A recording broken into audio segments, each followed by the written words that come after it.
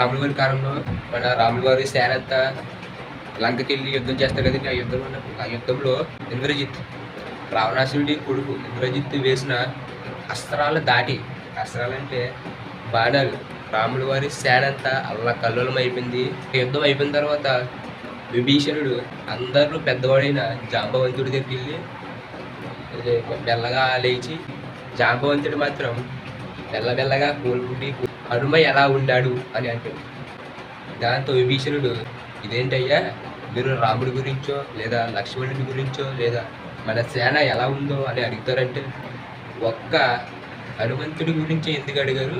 విభీషణుడు జాంబవంతుని అడిగాడు. జాంబవంతుడు అన్నాడు, హనుమ ఒక్కడుంటే చనిపోయే వాళ్ళందరినీ బతికిస్తాడు.